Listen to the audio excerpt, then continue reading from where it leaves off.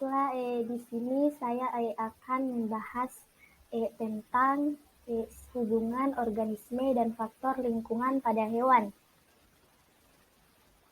Adapun hubungan hewan dengan faktor lingkungan, menurut jurnal yang saya baca, yaitu judul jurnal Keanekaragaman dan Distribusi Makroinvertebrata di Perairan Hulu Tukat Cangkir dan Tukat Pakerisan Kabupaten Gianyar.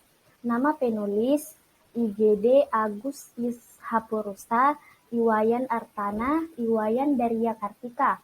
Nama jurnal Jurnal Bumi Lestari, volume 20, nomor 2, tahun 2020, halaman 31-39.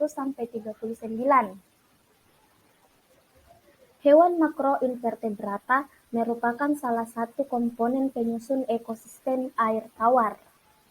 Makroinvertebrata air merupakan komponen biotik pada ekosistem perairan yang dapat memberikan gambaran mengenai kondisi fisika, kimia, dan biologi suatu perairan sehingga digunakan sebagai indikator kualitas air sungai. Adapun faktor biotik dan faktor abiotik sangat bervariasi antar ekosistem perairan yang membuat ekosistem tersebut memiliki karakteristik atau cirinya masing-masing.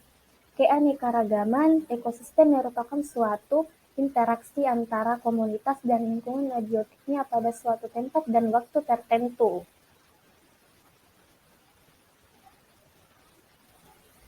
Komunitas yang salah satunya makroinvertebrata merupakan kumpulan populasi yang berinteraksi pada suatu tempat dan waktu tertentu. Kelimpahan suatu organisme dan dapat berbeda di sepanjang aliran sungai yang berarti bahwa beberapa jenis organisme hanya ditemukan di satu bagian sungai.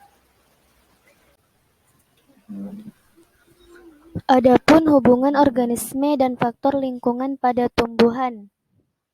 Judul jurnal Struktur dan Komposisi Tumbuhan pada Lantai Hutan Jati di Kawasan Bogorejo BKPH Tanggal Blora. Nama penulis Erlangga Dwi Andika, Nugroho Edi Kartijono, dan Eni Suwarsi Rahayu. Nama jurnal Life Science 2017.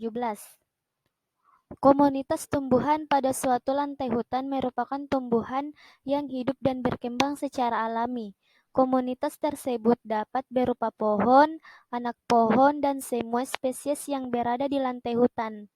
Jenis komunitas ini bersifat anual, bianual, soliter, berumpun, tegak menjalar, atau memanjat. Tumbuhan pada lantai hutan membentuk suatu lapisan tajuk tingkat kedua di bawah lapisan tajuk pokok. Tumbuhan Eulalia amaura mengisi petak pengamatan yang terbuka dan setengah terlindung tajuk pohon jati. Pada komunitas yang didominasi oleh Eulalia amaura, populasi semak dan perdu sedikit dikarenakan pertumbuhannya tertekan, sehingga mengakibatkan regenerasinya terhambat. Peranan secara ekologi Eulalia amaura antara lain sebagai lapisan penutup tanah, habitat fauna tanah, dan penyedia unsur hara tanah.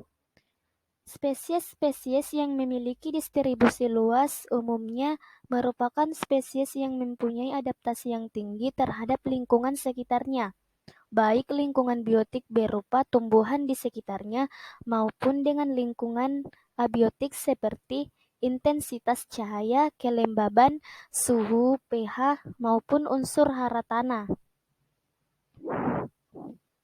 Intensitas cahaya matahari sangat dibutuhkan oleh tumbuhan untuk dapat bertahan hidup.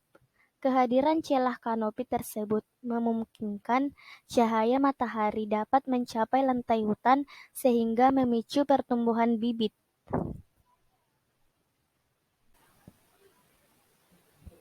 Yang ketiga yaitu hubungan organisme dan faktor lingkungan pada bakteri. Judul jurnal Pengaruh Tekanan Osmotik, pH, dan Suhu terhadap Pertumbuhan Bakteri Escherichia coli. Nama penulis Debbie Arifo dan Nurul Anissatu Soleha. Nama jurnal Jurnal Ilmu Kedokteran dan Kesehatan, volume 4, nomor 3, Juli 2017. E. coli merupakan bakteri yang banyak ditemukan di usus besar manusia sebagai flora normal.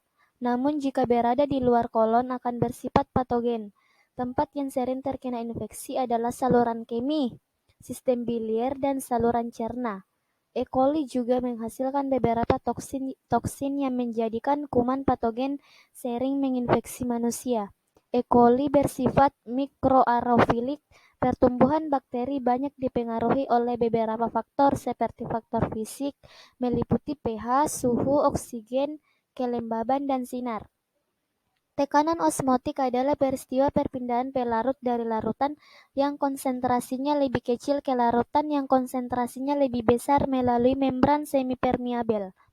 Bakteri memiliki dinding sel yang kaku yang dapat menahankan perubahan tekanan osmotik sehingga biasanya tidak menunjukkan perubahan bentuk ataupun ukuran yang mencolok bila terjadi plasmoptosis.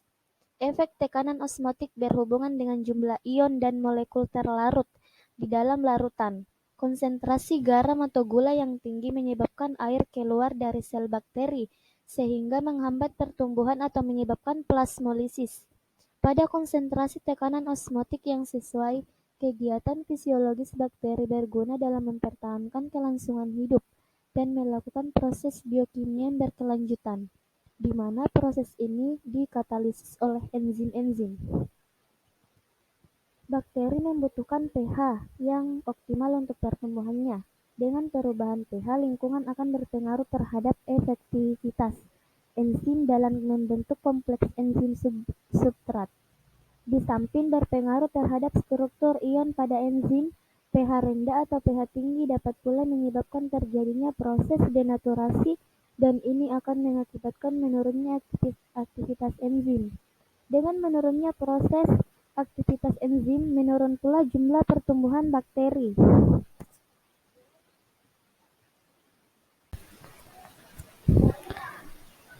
Yang terakhir yaitu hubungan organisme dan faktor lingkungan pada virus.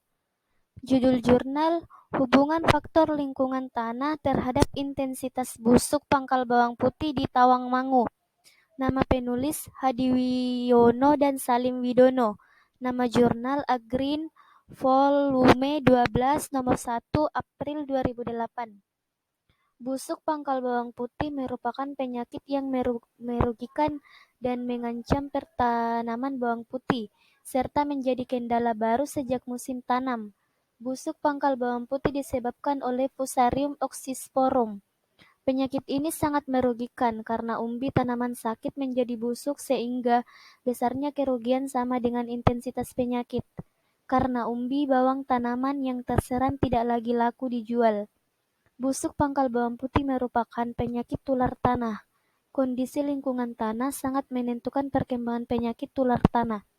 Pengaruh pemberian pembina tanah berupa bahan organik dapat menekan atau meningkatkan serangan patogen tular tanah, tergantung jenis bahan organik dan patogennya. Meskipun secara umum kandungan bahan organik yang tinggi dapat meningkatkan aktivitas biologi mikroba tanah, termasuk mikroba yang bersifat antagonistik terhadap patogen. Derajat keasaman tanah berpengaruh secara tidak langsung terhadap kehidupan patogen tanah karena pH tanah sangat erat kaitannya dengan sifat kimia tanah, termasuk ketersediaan nutrisi bagi patogen tanaman. Meskipun hasil regresi berpengaruh tidak nyata, pada tanah dengan rata-rata kemasaman 6,4 intensitas penyakitnya adalah terendah, sedangkan tanah dengan pH tanah kurang 5,5 kejadian penyakitnya lebih tinggi.